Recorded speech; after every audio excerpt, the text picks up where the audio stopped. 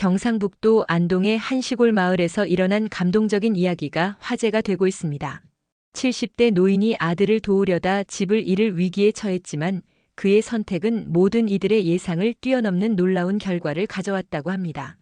평생 일궈온 집과 재산을 둘러싼 가족 간의 갈등이 어떻게 마을 전체의 희망으로 바뀌게 되었을까요? 이 이야기는 단순한 가족 갈등을 넘어서 진정한 삶의 가치와 나눔의 의미를 되새기게 하는 감동을 선사하고 있습니다. 과연 무슨 일이 있었던 걸까요? 지금부터 여러분께 그 특별한 이야기를 전해드리겠습니다. 여기서 잠깐 더 많은 이야기와 재미있는 콘텐츠를 놓치지 않으시려면 지금 바로 구독과 알림 설정을 해주세요. 여러분의 관심이 저희 채널에게 큰 힘이 됩니다. 경상북도 안동시 외곽의 작은 마을 하회마을에서 차로 10분 거리에 있는 마을에서 70대 중반의 박종수 할아버지는 이른 새벽부터 텃밭을 돌보고 있었습니다. 50여 년 전 신혼 시절 아내와 함께 일궈낸 이 땅은 이제 그의 유일한 벗이자 삶의 이유가 되어버렸죠. 올해 배추가 참 잘 됐네.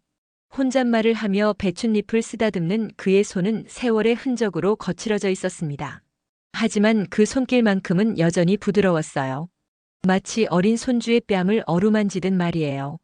아침 6시 반 라디오에서 흘러나오는 트로트 음악에 맞춰 호미질을 하던 종수는 문득 시계를 바라봤습니다.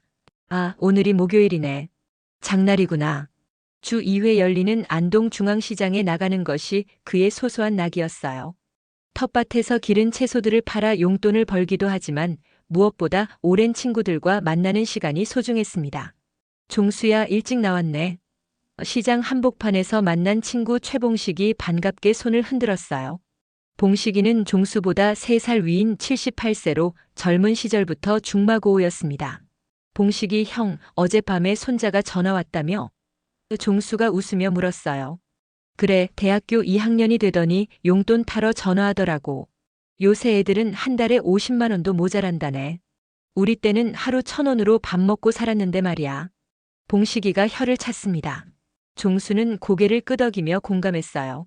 자신의 아들 민수도 서울에서 살면서 한 달에 한두 번 정도만 연락이 올 뿐이었으니까요. 하지만 서운하다기보다는 저 녀석도 바쁘게 살고 있겠지라는 마음이 더 컸습니다. 그나저나 종수야, 너희 며느리는 요새 어때? 예전에 좀 까칠하다고 했잖아. 봉식이가 조심스럽게 물었어요. 종수의 표정이 잠깐 어두워졌습니다. 10년 전 아들 민수가 결혼할 때부터 느꼈던 미묘한 거리감이 있었거든요. 며느리 김소영은 서울 출신의 대학교 동기로 처음 만났을 때부터 시골 노인인 자신을 어려워하는 기색이 역력했습니다. 뭐 그럭저럭 지내지. 손주들이라도 잘 키워주면 고마운 일이고. 종수는 애써 밝게 말했어요. 하지만 속마음은 달랐습니다. 8살 손녀 지우와 5살 손자 준우를 보러 서울에 갈 때마다 며느리의 차가운 시선을 느끼곤 했거든요. 오후 2시쯤 집으로 돌아온 종수는 마루에 앉아 오늘 번 돈을 세어보았습니다. 12만 원이네. 나쁘지 않아. 배추 한 포기에 3,000원, 무 한 개에 2,000원씩 받은 게 쌓이다 보니 제법 괜찮은 수입이 되었어요. 벽에 걸린 가족 사진을 바라보며 종수는 잠시 생각에 잠겼습니다. 아들 민수가 중학생 때 찍은 사진, 대학 졸업식 사진, 그리고 결혼식 사진까지. 시간이 참 빠르다는 생각이 들었어요. 여보, 밥 드세요. 돌아가신 아내의 목소리가 들리는 듯 했습니다. 5년 전 갑작스럽게 세상을 떠난 아내 이순덕. 45년을 함께 산 반려였는데 아직도 그 빈자리가 너무 크게 느껴졌어요. 저녁 6시 종수는 혼자서 라면을 끓여 먹고 있었습니다. 텔레비전에서는 저녁 뉴스가 나오고 있었어요. 서울 아파트 가격이 또 올랐다는 소식이었습니다. 참, 요새 집값이 얼마나 오른다고 하더라. 종수는 중얼거렸습니다. 아들이 살고 있는 서울 송파구 30평대 아파트도 분명 비쌀 텐데 어떻게 살아가고 있을지 문득 궁금해졌어요. 그때 휴대전화가 울렸습니다. 화면에 민수라는 이름이 뜨자 종수의 얼굴에 미소가 번졌어요. 여보세요, 민수야. 아버지, 안녕하세요. 식사는 하셨어요? 민수의 목소리는 평소보다 조금 어둡게 들렸습니다. 응, 방금 먹었어. 너는? 저도 먹었습니다. 아버지, 몸은 괜찮으시죠? 그럼 아버지가 얼마나 건강한데? 어제도 텃밭 일하고 오늘은 장에도 갔다 왔어. 종수는 아들과의 통화가 반가웠습니다. 하지만 뭔가 평소와 다른 분위기를 감지했어요. 민수의 목소리에서 걱정스러운 무언가가 느껴졌거든요. 아버지, 혹시 급한 일이 좀 있어서요. 제가 부탁드릴 게 있는데. 종수의 마음이 조금 무거워졌습니다. 벌써 10여 년째 아들이 먼저 전화를 걸 때는 대개 돈이 필요하거나 도움을 요청할 때였거든요. 뭔데? 말해봐. 그게 아버지 집을 담보로 대출을 좀 받아주실 수 있을까요?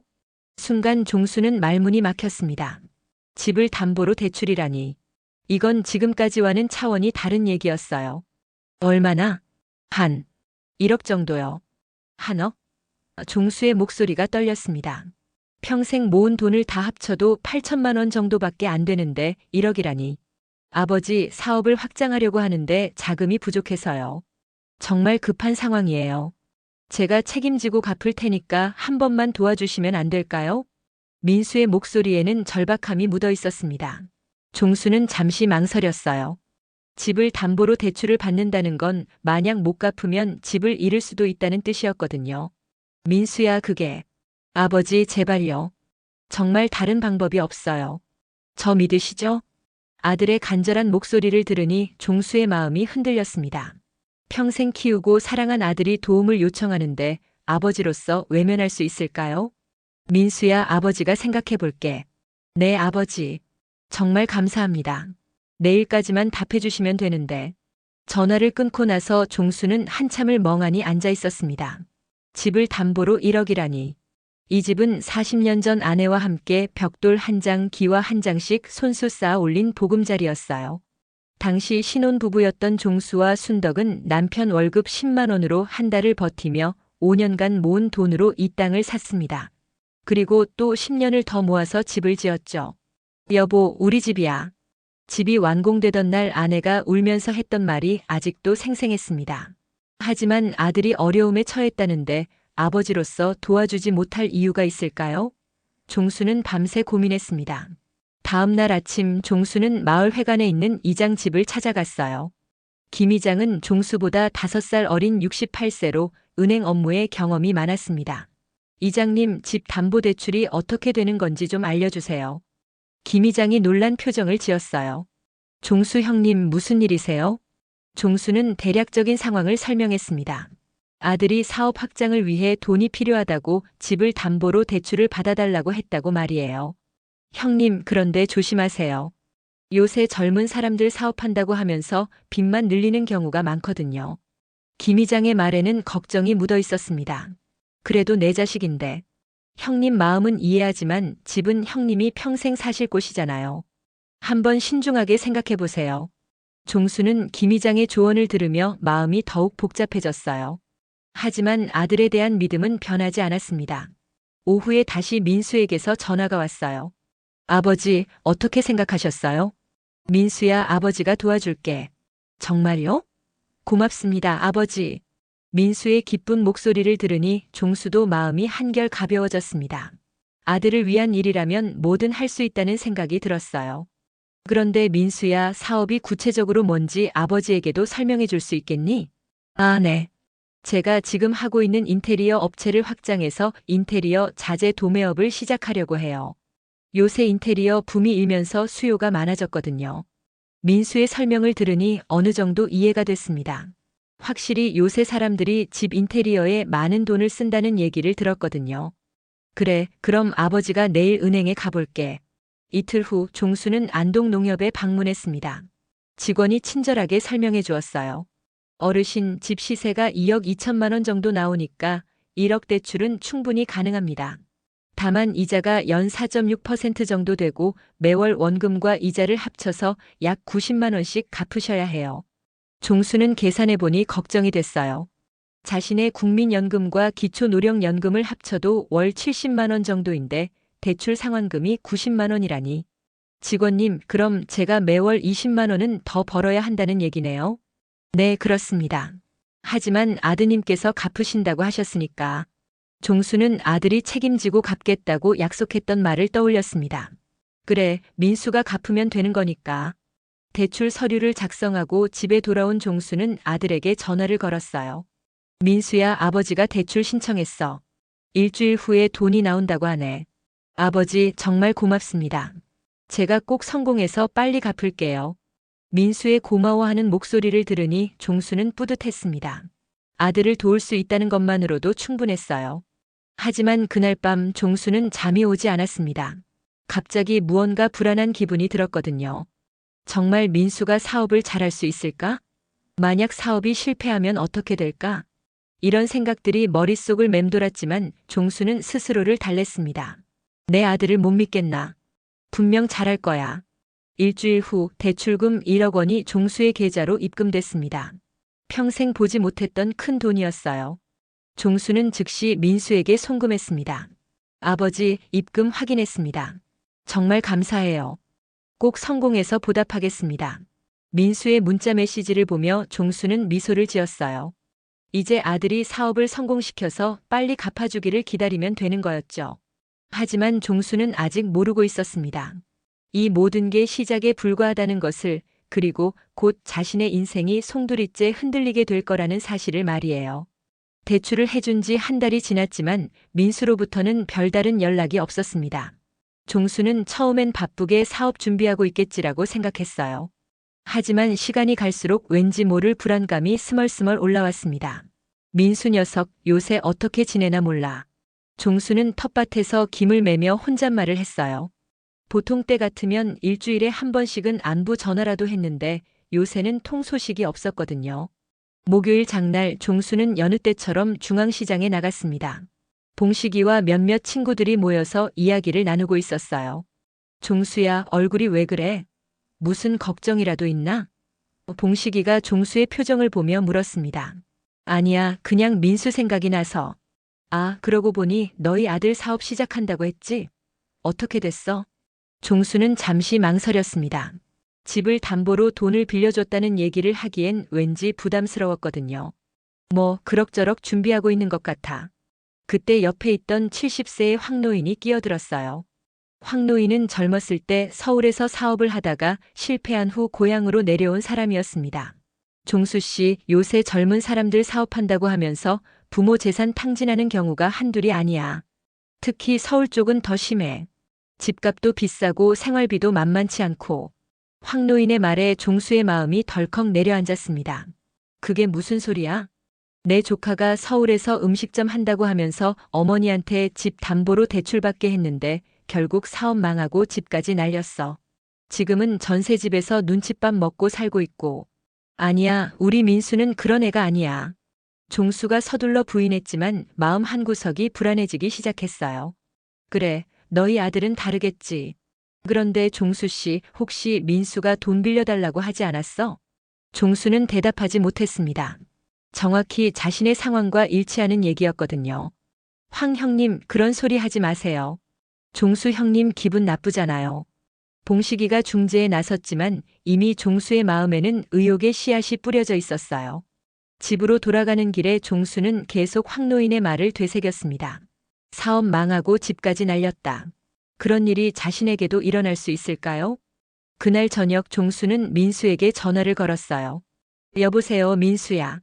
아, 아버지. 안녕하세요. 민수의 목소리는 여전히 바빠 보였습니다. 민수야, 사업 준비는 잘 되고 있니? 네, 열심히 하고 있어요. 좀 복잡한 일들이 많아서. 그래. 언제쯤 본격적으로 시작할 수 있을 것 같아? 전화 너머로 잠시 침묵이 흘렀습니다. 아버지, 제가 좀 더 시간이 필요할 것 같아요. 생각보다 준비할 게 많아서. 종수는 뭔가 이상하다는 느낌을 받았어요. 민수의 대답이 구체적이지 않았거든요. 민수야, 아버지가 서울에 한번 올라가 볼까? 내가 어떤 일을 하는지 보고 싶어. 아, 아니에요, 아버지. 지금은 너무 바빠서. 나중에 여유 있을 때 모시겠습니다. 민수가 서울 방문을 거부하자 종수의 의심은 더욱 커졌습니다. 예전 같으면 아버지가 올라간다고 하면 좋아했을 텐데 말이에요. 그래, 알았다. 몸 조심하고. 전화를 끊고 나서 종수는 한참을 생각에 잠겼어요. 뭔가 민수가 숨기는 게 있는 것 같았습니다. 이틀 후 금요일 오후 종수는 평소보다 일찍 텃밭 일을 마치고 집으로 돌아왔어요. 그런데 대문 앞에 낯선 승용차가 서 있었습니다. 서울 번호판을 단 검은색 소나타였어요. 누구지? 종수가 의아해하며 집으로 들어가니 마당에 30대 후반으로 보이는 남자가 서 있었습니다. 안녕하세요. 박종수 어르신이시죠? 그런데 누구시죠? 저는 이정훈이라고 합니다. 민수 씨와 함께 일하는 사람이에요. 종수의 눈이 번뜩였어요. 민수와 함께 일하는 사람이라니 사업 파트너 말인가요? 아, 그래요? 들어와서 차라도 한잔 하세요. 감사합니다. 이정훈은 정중한 태도로 종수를 따라 집 안으로 들어갔어요. 종수가 보리차를 따라주자 그가 말을 꺼냈습니다. 어르신, 민수 형이 많이 힘들어하는 것 같더라고요. 힘들어한다고요? 무슨 일로? 그게. 이정훈이 잠시 머뭇거렸습니다. 사실 저희가 같이 하려던 사업이 좀 복잡해졌어요. 종수의 가슴이 두근거리기 시작했어요. 어떻게 복잡해졌다는 거죠? 어르신께 말씀드려도 될지 모르겠는데. 민수 형이 사업 자금이라고 하셨던 그 돈이. 이정훈이 말을 잇지 못하고 있을 때 종수가 다그쳤습니다. 무슨 얘기인지 자세히 말해보세요. 사실은 사업 자금이 아니라 다른 용도였어요. 민수 형이 살고 있는 아파트 전세금 문제 때문에. 순간 종수의 머릿속이 하얘졌습니다. 사업 자금이 아니라 전세금? 그게 무슨 소리입니까? 이정훈이 안쓰러운 표정을 지었어요. 어르신 죄송합니다. 제가 실수를 한 것 같네요. 민수 형한테 혼날 일을 했네요. 아니에요. 계속 말씀해 주세요. 아버지로서 알 권리가 있잖아요. 이정훈은 한숨을 쉬며 말을 이었습니다.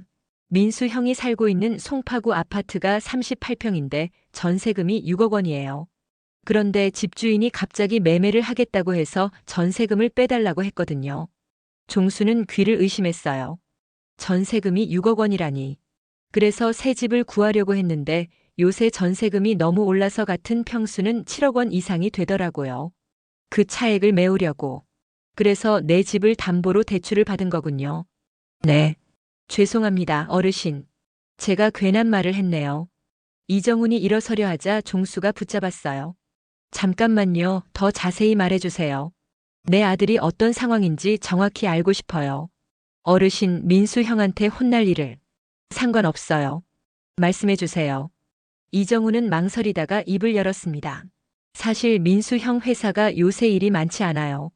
코로나 이후로 인테리어 업계가 많이 어려워졌거든요. 그래서 수입이 예전 같지 않은데 생활비는 그대로니까. 종수의 마음이 점점 무거워졌어요. 그래서 새 전세집을 구하는 게 아니라 기존 집을 유지하기 위해서 돈이 필요했던 거예요.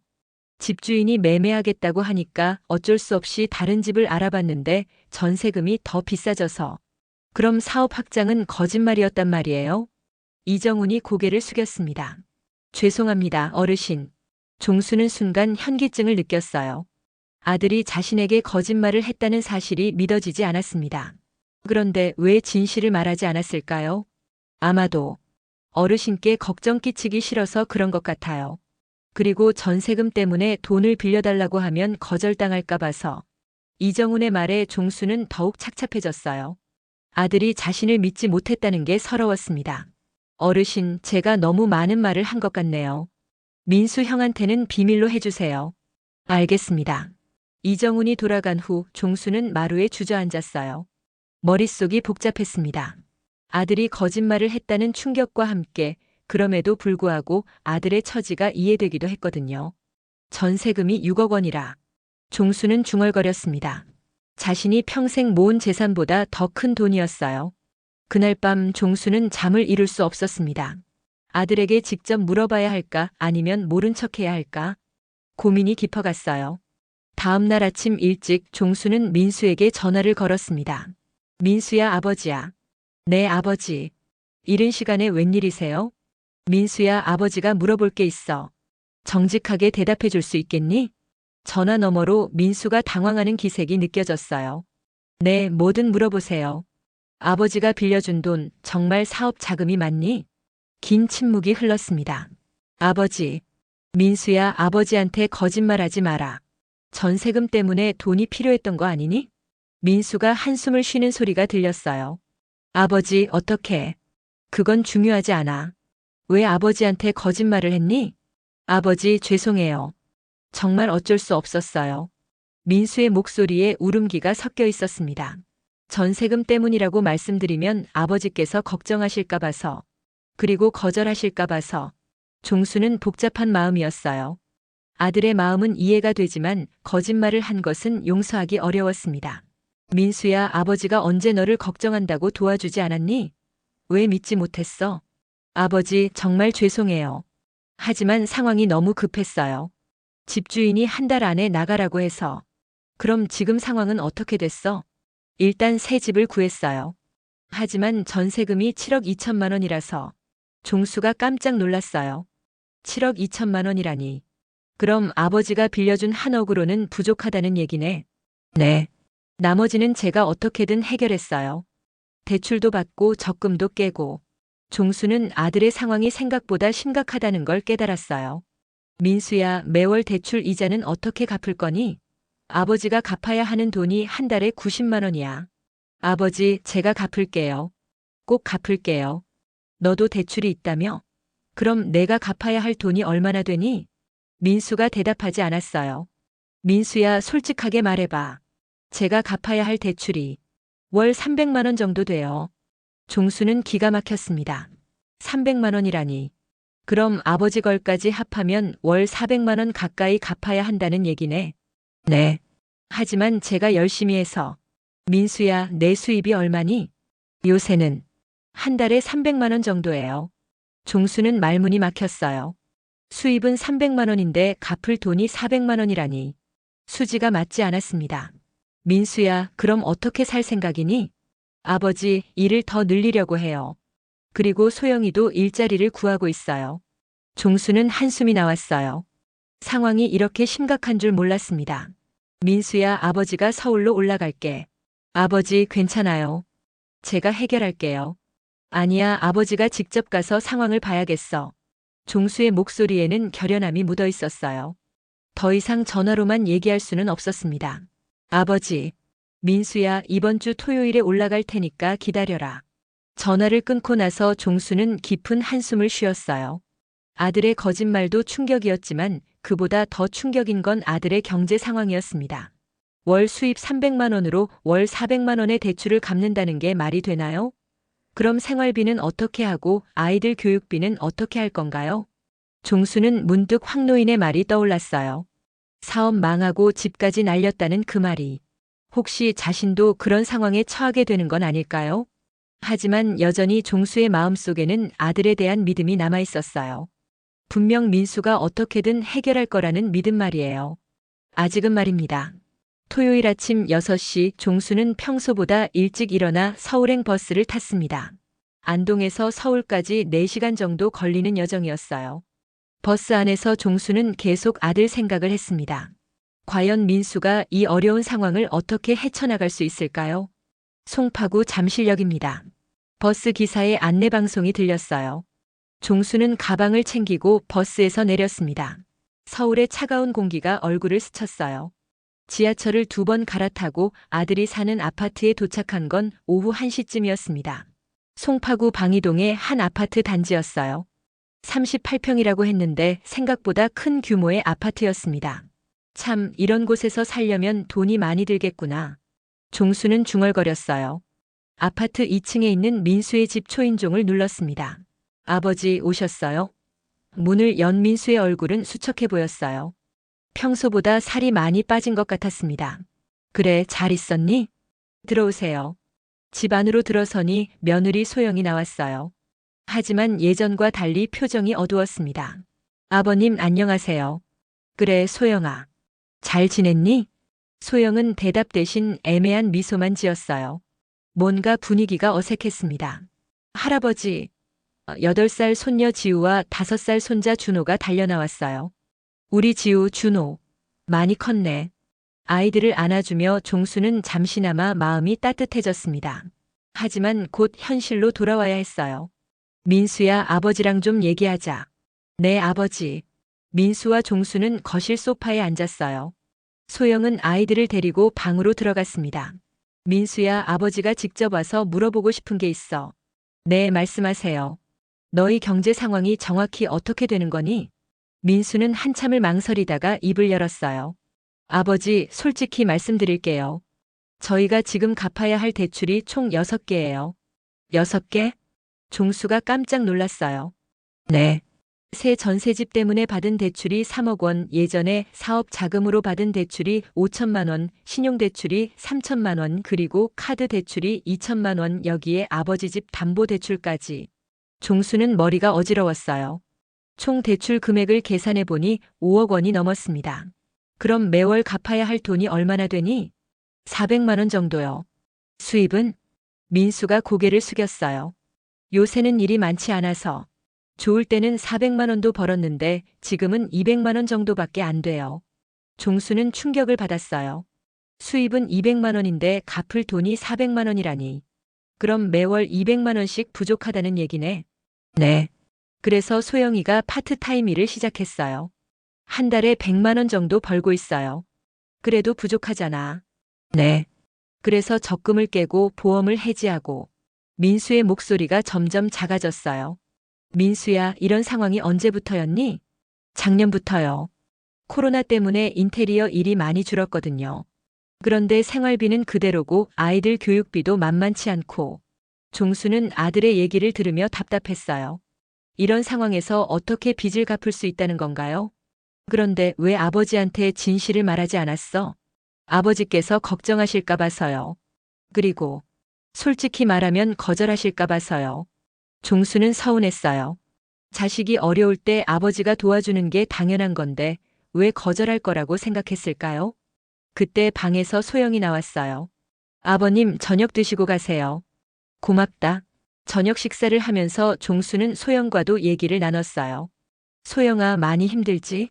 소영이 잠시 숟가락을 놓고 한숨을 쉬었어요. 네, 솔직히 힘들어요. 매일 돈 걱정만 하게 되니까. 그래도 우리가 힘을 합쳐서 이겨내자. 그런데 소영의 반응이 예상과 달랐어요. 아버님, 죄송한데 저희가 언제까지 이렇게 살아야 할까요? 뭔 소리니? 아버님, 집 담보 대출도 저희가 갚아야 하는데 솔직히 갚을 능력이 안 돼요. 종수는 며느리의 직설적인 말에 당황했어요. 소영아, 그런 말 하지 마라. 우리 민수가 열심히 하면. 아버님, 현실을 봐야 해요. 민수 오빠 수입으로는 기존 대출도 힘든데 아버님 것까지 어떻게 갚아요? 민수가 소영을 말렸어요. 소영아, 그런 말 하지 마. 오빠도 현실을 인정해야 해요. 우리가 지금 파산 직전이라고. 파산이라는 말을 들으니 종수의 가슴이 철렁했어요. 그럼 어떻게 하자는 거니? 민수가 조심스럽게 말했어요. 아버님, 차라리 시골집이랑 정리하시고 저희랑 같이 사시면 어떨까요? 종수는 어이가 없었어요. 자신의 집을 팔아서 빚을 갚고 자신은 아들 집에서 눈칫밥을 먹으라는 얘기였습니다. 민수야, 내가 지금 무슨 소리를 하는 건지 알아? 아버지, 다른 방법이 없어요. 그때 소영이 한마디 더 했어요. 아버님, 솔직히 말씀드리면 그 집도 어차피 나중에는 저희 거잖아요. 순간 종수의 얼굴이 굳어졌어요. 며느리의 말이 너무 차가웠습니다. 소영아, 지금 뭐라고 했니? 아, 아니에요. 제가 말실수를. 하지만 이미 늦었어요. 소영의 진짜 속마음이 드러났습니다. 종수는 조용히 일어났어요. 민수야, 아버지가 생각해 볼게. 아버지, 어디 가세요? 집에 가야지. 아버지, 늦었는데 내일 가세요. 아니야, 오늘 가겠어. 종수는 가방을 챙기고 현관으로 향했어요. 민수가 따라 나왔습니다. 아버지, 죄송해요. 소영이가 말을 잘못했어요. 민수야, 내 생각은 어떠니? 저는 아버지께 죄송해요. 그게 답이 아니야. 내 생각이 뭐냐고 물어보는 거야. 민수는 대답하지 못했어요. 민수야, 아버지 집을 팔아서 너희 빚을 갚는 게 맞다고 생각하니? 아버지, 솔직히 답해봐. 민수가 고개를 숙였어요. 아버지, 저희도 어쩔 수 없어요. 정말 다른 방법이 없어요. 종수는 아들의 대답에 실망했어요. 결국 아들도 며느리와 같은 생각이었던 거였습니다. 알겠다. 아버지가 생각해보마. 종수는 무거운 마음으로 아파트를 나섰어요. 서울역까지 가는 길에 계속 아들과 며느리의 말이 귀에 맴돌았습니다. 그 집도 어차피 나중에는 저희 거잖아요. 이 한마디가 종수의 마음을 아프게 했어요. 자신이 평생 일궈온 집을 그저 상속받을 재산 정도로 생각하다니. 밤 11시에 출발하는 마지막 버스를 탔습니다. 버스 안에서 종수는 잠을 이룰 수 없었어요. 창밖으로 스쳐가는 어두운 풍경을 바라보며 생각에 잠겼습니다. 정말 아들의 말대로 집을 팔아야 할까요? 그게 유일한 방법일까요? 아니면 다른 길이 있을까요? 새벽 3시에 안동에 도착해서 택시를 타고 집으로 돌아왔어요. 익숙한 우리 집이 보이니 마음이 조금 편해졌습니다. 여보, 내가 돌아왔어. 종수는 혼잣말을 했어요. 돌아가신 아내에게 하는 말이었습니다. 마루에 앉아 가족 사진을 바라봤어요. 행복했던 그때가 그리웠습니다. 아들이 어렸을 때는 이런 걱정이 없었는데 말이에요. 순덕아, 내가 어떻게 해야 할까? 종수는 아내의 사진에게 물었어요. 물론 대답은 없었지만 마음이 조금 편해졌습니다. 그날 밤 종수는 결심했어요.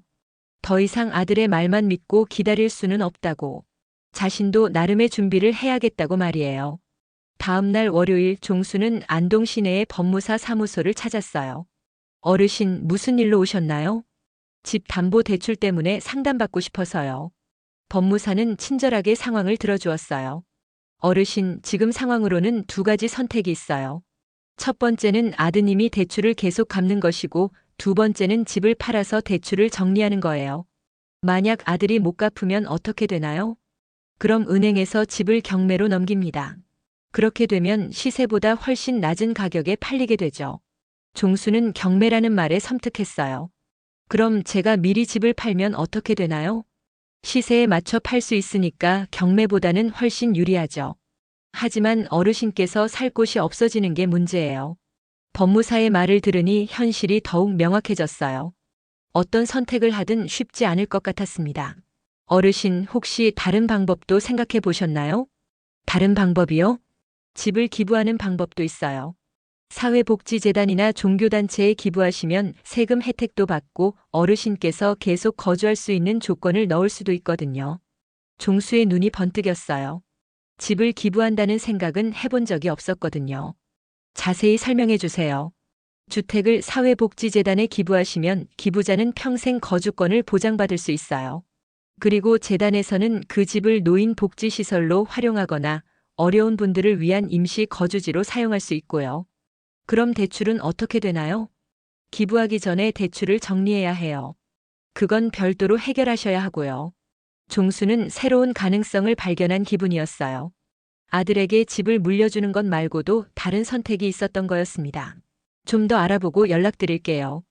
법무사 사무소를 나온 종수는 마음이 한결 가벼워졌어요. 이제 선택의 여지가 생겼으니까요. 집으로 돌아와서 종수는 오랫동안 생각에 잠겼습니다. 정말 집을 기부하는 게 맞을까요? 아니면 아들을 믿고 조금 더 기다려봐야 할까요?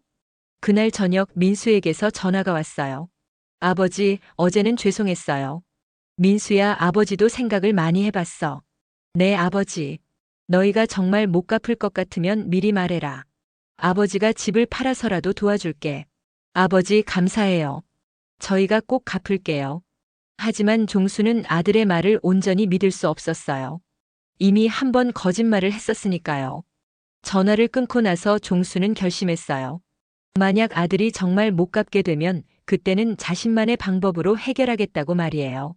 아직은 어떤 방법을 선택할지 확신할 수 없었지만 한 가지는 분명했어요. 더 이상 아들의 말만 믿고 기다릴 수는 없다는 것 말이에요. 그로부터 2달이 흘렀습니다. 종수는 매일 아침 텃밭을 돌보며 아들의 연락을 기다렸어요. 민수는 처음 몇 주 동안은 일주일에 한 번씩 안부 전화를 했지만 점점 간격이 벌어지더니 이제는 한 달에 한 번 정도만 연락이 왔습니다. 더 심각한 문제는 대출 이자였어요. 민수가 첫 달에는 90만 원을 보내줬지만 2번째 달에는 50만 원만 보내왔어요. 그리고 이번 달에는 아직 아무것도 보내오지 않았습니다. 이장님, 은행에서 연락 왔어요. 종수는 마을회관에서 김 이장을 만나 걱정스러운 목소리로 말했어요. 무슨 연락이요? 대출 이자를 연체했다고. 이번 달까지 안 갚으면 연체이자까지 붙는다고 하더라고요. 김 이장이 안쓰러운 표정을 지었어요. 종수 형님, 민수 씨한테 연락해 보셨어요? 해봤는데 전화를 안 받아요. 문자도 답이 없고. 사실 종수는 지난 일주일 동안 민수에게 수차례 전화를 걸었지만 번번이 통화 중이거나 전화를 받지 않았어요. 설마 아들이 자신을 피하고 있는 건 아닐까 하는 불안감이 들었습니다. 형님, 한 번 더 서울에 올라가 보세요. 그래야겠어. 다음 날 종수는 다시 서울행 버스에 몸을 맡겼어요. 이번에는 미리 연락하지 않고 갔습니다. 혹시 아들이 피하고 있다면 불시에 찾아가는 게 나을 것 같았거든요. 오후 2시쯤 민수의 아파트에 도착했는데 이상하게도 집 앞에 이삿짐 박스들이 놓여 있었어요. 종수는 의아해하며 초인종을 눌렀습니다. 잠시 후 문이 열렸는데 나온 사람은 민수가 아니라 낯선 중년 여성이었어요. 누구세요? 저는 여기 박민수 씨 아버지인데요. 아, 박민수 씨는 이사 갔어요. 종수는 깜짝 놀랐어요. 이사를 갔다니. 언제 이사를 갔나요? 일주일 전쯤이요. 저희가 새로 들어온 세입자예요. 종수는 머리가 하얘졌어요. 아들이 이사를 갔는데 자신에게는 아무 말도 하지 않았다니. 혹시 새 주소를 알 수 있을까요? 죄송해요. 저희는 몰라요. 종수는 황망한 마음으로 아파트를 나섰어요. 아들의 휴대전화로 다시 전화를 걸어봤지만 여전히 받지 않았습니다. 민수야, 아버지야. 어디 갔는지 연락 좀 해라. 문자를 보냈지만 답장은 오지 않았어요. 할 수 없이 종수는 그날 저녁 늦게 안동으로 돌아왔습니다. 마음이 무거웠어요. 아들이 왜 갑자기 이사를 갔을까요? 그리고 왜 연락을 피하고 있을까요? 이틀 후 드디어 민수에게서 전화가 왔어요. 아버지, 죄송해요. 민수야, 너 어디 있니? 아버지가 갔더니 이사 갔다고 하더라. 아버지, 죄송해요. 상황이 너무 급해서. 민수의 목소리는 초췌해 보였어요. 어디로 이사 갔니? 경기도 시흥시로 갔어요. 전세금이 좀 더 저렴한 곳으로. 그럼 왜 아버지한테 말하지 않았어? 긴 침묵이 흘렀습니다. 아버지, 제가 아버지께 말씀드릴 면목이 없어서요. 무슨 소리니? 아버지, 저희 상황이 더 나빠졌어요. 일감이 더 줄어들고, 생활비도 빠듯하고, 종수는 가슴이 철렁했어요. 그럼 아버지 대출은 어떻게 되는 거니? 아버지, 죄송해요. 제가 갚을 수가 없을 것 같아요. 종수는 현기증을 느꼈어요. 결국 아들이 포기 선언을 한 거였습니다. 민수야, 그럼 아버지는 어떻게 하라는 거니? 아버지, 정말 죄송해요. 제가 어떻게든 해보려고 했는데, 안 되겠어요. 아들의 목소리에서 절망감이 느껴졌어요. 하지만 종수는 더 큰 절망감을 느꼈습니다. 그럼 집을 팔아야 한다는 얘기네. 아버지, 다른 방법이 없을 것 같아요. 정말 죄송해요. 종수는 전화를 끊고 주저앉았어요. 결국 최악의 상황이 현실이 된 거였습니다. 그날 밤 종수는 잠을 이룰 수 없었어요. 아들에 대한 실망감과 앞으로의 걱정이 교차했습니다. 정말 집을 팔아야 할까요? 그럼 자신은 어디서 살아야 할까요? 다음 날 아침 종수는 결심했어요. 더 이상 망설일 시간이 없었습니다. 안동 시내의 법무사 사무소를 다시 찾았어요. 어르신, 어떻게 결정하셨나요? 집을 기부하고 싶어요. 법무사가 놀란 표정을 지었어요. 정말 잘 생각하신 건가요? 네, 마음 정했어요. 그럼 먼저 대출부터 정리해야겠네요. 어떻게 하실 건가요? 종수는 이미 계획을 세워뒀어요. 제가 가진 적금과 예금을 다 해지하고 부족한 부분은 땅을 일부 매각해서 충당하려고 해요. 땅을 일부 매각한다고요? 네, 제 집 땅이 한 100평 정도 되는데 앞쪽 30평 정도를 팔려고 해요. 거기는 상가 부지로 쓸 수 있거든요. 법무사가 고개를 끄덕였어요. 좋은 방법이네요. 그럼 나머지 땅과 집은 기부하시고요. 네, 그리고 제가 평생 거주할 수 있는 조건으로 해주세요. 어느 재단에 기부하실 건가요? 종수는 이미 알아봐둔 곳이 있었어요. 안동시 사회복지재단에 하려고 해요. 거기서 이런 경우를 많이 받는다고 들었거든요. 좋은 선택이세요. 절차를 진행해 드릴게요. 일주일 후 종수는 안동시 사회복지재단 담당자를 만났어요. 어르신, 정말 감사합니다. 요새 이런 분들이 많이 늘고 있어요. 그래요? 네, 자녀들이 경제적으로 어려워지면서 부모님 집까지 위험해지는 경우가 많거든요. 어르신처럼 미리 결단을 내리시는 분들이 현명하세요. 담당자의 말을 들으니 종수는 자신의 선택이 틀리지 않았다는 확신이 들었어요. 그럼 어르신께서는 계속 그 집에서 거주하시고 저희는 마을 어르신들을 위한 경로당이나 무료급식소로 일부 공간을 활용하게 될 거예요. 좋네요. 그럼 제가 그 일도 도울 수 있을까요? 물론이죠. 어르신 같은 분이 계시면 더할 나위 없이 좋죠. 한 달 후 모든 절차가 완료됐어요. 대출은 깔끔하게 정리됐고 집과 나머지 땅은 안동시 사회복지재단 소유가 됐습니다. 하지만 종수는 계속 그 집에서 살 수 있었어요. 그리고 무엇보다 마음이 편해졌습니다. 더 이상 대출 이자 걱정을 하지 않아도 됐거든요. 민수에게는 간단한 문자만 보냈어요. 민수야, 아버지 집은 이제 어려운 사람들을 위해 기부했다. 너는 내 힘으로 일어서라. 건강해라. 민수에게서 답장이 왔어요. 아버지, 죄송해요. 정말 죄송해요. 하지만 종수는 더 이상 화가 나지 않았어요. 오히려 홀가분했습니다. 2달 후 종수의 집 마당에는 작은 팻말이 세워졌어요. 송정마을 경로당 및 무료 급식소라고 적혀 있었습니다. 매주 화요일과 금요일에는 마을 어르신들이 모여서 식사를 하고 담소를 나눴어요. 종수는 그 일을 도우며 새로운 보람을 느꼈습니다. 종수 형님, 정말 잘하셨어요. 봉식이가 말했어요. 왜? 형님 집이 이렇게 좋은 일에 쓰이니까 보기 좋아요. 그리고 형님도 마음 편하시고. 그래, 정말 마음이 편해. 종수는 진심으로 그렇게 생각했어요. 아들에게 집을 물려줬다면 결국 빚 때문에 경매로 넘어갔을 텐데 이렇게 좋은 일에 쓰이니 훨씬 의미가 있었습니다. 어느 날 오후 종수는 텃밭에서 배추를 따고 있었어요. 오늘은 급식소에서 쓸 채소를 준비하는 날이었거든요. 할아버지, 뒤에서 익숙한 목소리가 들렸어요. 돌아보니 손녀 지우와 손자 준호가 서 있었습니다. 그리고 그 뒤로 민수와 소영이 조심스럽게 다가오고 있었어요. 지우야, 준호야. 종수는 반가웠지만 동시에 복잡한 마음이었어요. 아버지. 민수가 조심스럽게 말을 꺼냈어요. 왔구나. 아버지, 정말 죄송해요. 민수의 눈에는 눈물이 고여 있었어요. 아버님, 저희가 너무 못했어요. 소영도 고개를 숙였습니다. 종수는 잠시 말이 없었어요. 그들을 원망할 마음은 이미 사라진 지 오래였습니다. 들어와서 차라도 마시자. 집 안으로 들어가 둘러앉았어요. 아이들은 할아버지 방을 신기하게 구경했습니다. 아버지, 어떻게 지내세요? 민수가 조심스럽게 물었어요. 좋아. 요새 할 일이 많아서 바빠. 할 일이요? 응, 마을 어르신들 식사 준비하고 텃밭 일도 하고. 바쁘게 살고 있어. 소영이 주위를 둘러봤어요. 아버님, 여기서 혼자 사시는 거예요? 그래, 하지만 외롭지 않아. 매주 화요일, 금요일에는 마을 분들이 오시거든. 종수는 무료 급식소 얘기를 해줬어요.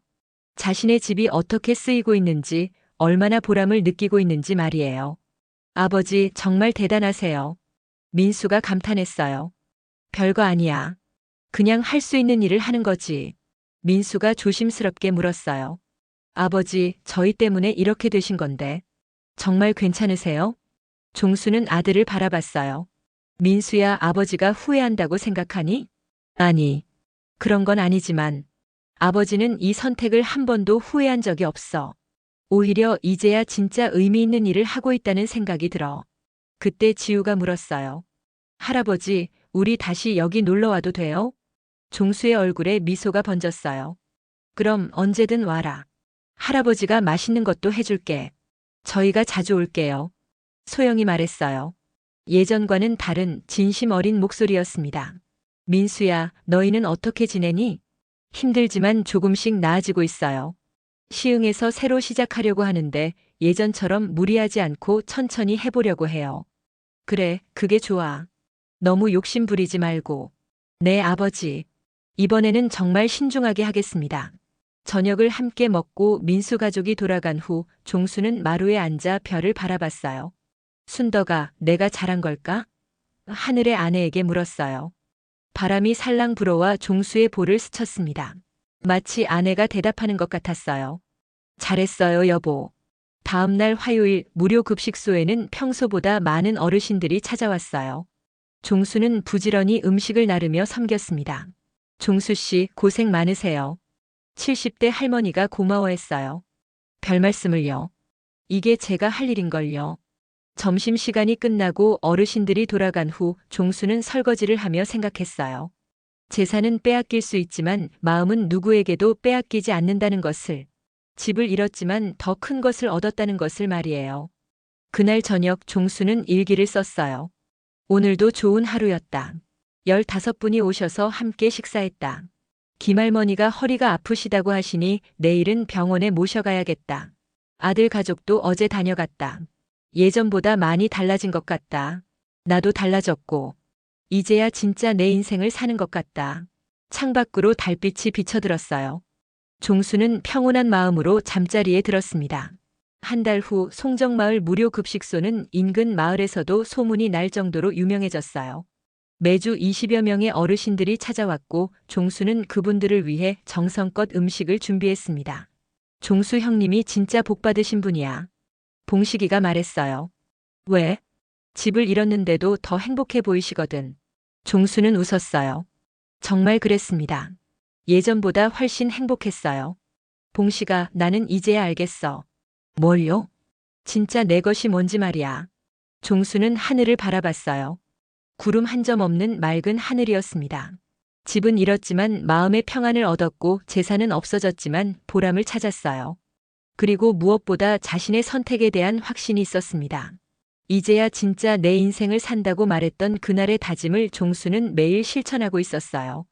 그리고 그 삶은 그 어느 때보다 충만했습니다. 석양이 지는 마을 풍경을 바라보며 종수는 만족스러운 미소를 지었어요. 인생의 마지막 장을 이렇게 의미 있게 보낼 수 있다는 것만으로도 충분히 감사했습니다. 고맙습니다. 종수는 하늘을 향해 조용히 인사했어요. 모든 것에 대한 감사의 인사였습니다. 지금까지 종수 할아버지의 이야기였습니다. 시청해 주셔서 감사합니다.